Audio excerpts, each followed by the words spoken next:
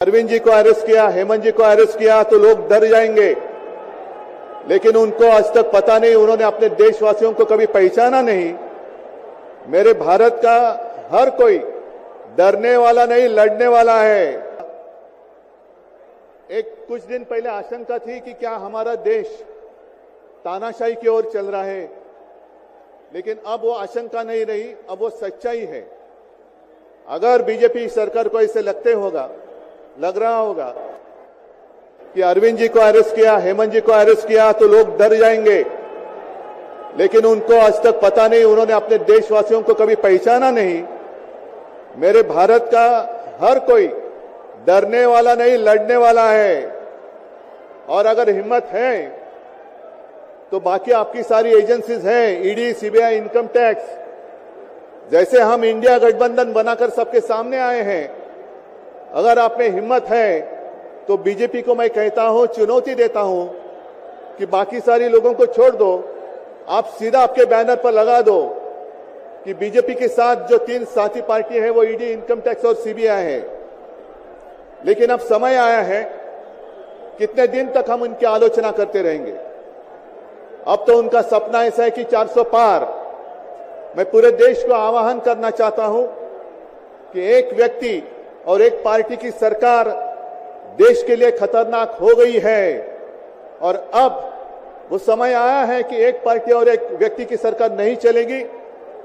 पूरे देश को मैं आह्वान करता हूं कि हम सबको अब चाहिए, मजबूत देश चाहिए, और मिलीजुली सरकार हमें लानी ही होगी। देश में जितने सारे प्रांत हैं, जितने सारे राज्य हैं, उनका सम्मान करने वाली सर्वतोमुखी सरकार अगर हम लाते हैं तो ही देश बच सकता है, नहीं तो फिर आपका सवाल है, आपका भविष्य आप किसके हाथ में देना चाहते हो? हम सारे आए हैं चुनाव के प्रचार के लिए नहीं आए हैं, हम प्रजातंत्र की रक्षा के लिए आए हैं। और कैसी सरकार है?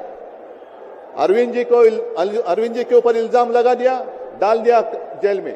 हेमंत जी के ऊपर इल्जाम लगा दिया, डाल दिया जेल में। ये कौन सा तरीका है?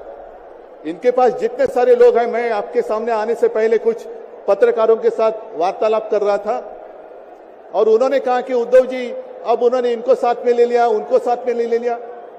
जिनके ऊपर भ्रष्टाचार के आरोप खुद भाजपा ने लगाए थे, उनको उन्होंने वॉशिंग मशीन में डालकर साफ सुथरा नहला धोला कर अपने मंच पर विराजित कर दिया। तो आप क्या विश्वास रख सकते हैं?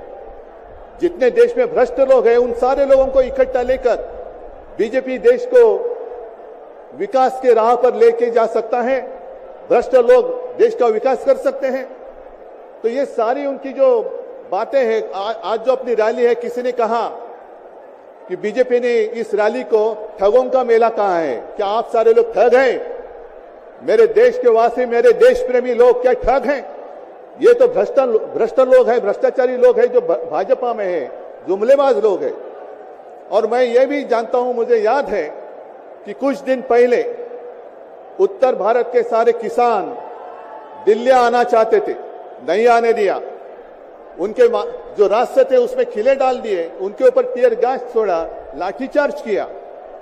तो मैं पूरे देश के किसानों को आह्वान करता हूं, आप अन्नदाता हो, आप अन्नदाता हो, अन्नदाता देवो भव हमारी संस्कृति है। जो सरकार किसानों को आतंकवादी मानती है और जो सरकार किसानों को दिल्ली आने से रोकती है, तो पूरे अब समय है कि पूरे देश के किसानों को आतंकवादी समझने वाली भाजपा सरकार को दिल्ली आने से रोकना होगा। जैसे आपकी राह, उन्होंने आपके रास्ते दिल्ली आने से रोकी थी, वैसे अब किसानों ने बीजेपी को दिल्ली आने से रोकना ही होगा। और एक नारा जो मैंने मुंबई में दिया था, वो जो कहते हैं कि आपकी बार 400 पार, मैं आपको आह्वान करता हूं कि जहां से आप आए हुए हैं, आप जाओ, अपने घर पे जाओ, जहां भी जाएंगे, गांव में जाओ, लेकिन एक नारा आपको देना होगा तानाशाही के खिलाफ, अब की बार भाजपा तड़ी पार, अब की बार भाजपा तड़ी पार। और ऐसे तानाशाही करने वाली सरकार अब हम दिल्ली आने नहीं देंगे। यही शपथ लेकर आगे हमें जाना होगा। और फिर से एक बार सुनीता जी, कल्पना जी, आप चिंता मत करो, पूरा देश आपके साथ है। आप लड़ाई जीतेगी और हम सब लड़ाई जीतेंगे, प्रजातंत्र जीतेगा। जय हिंद, जय महाराष्ट्र।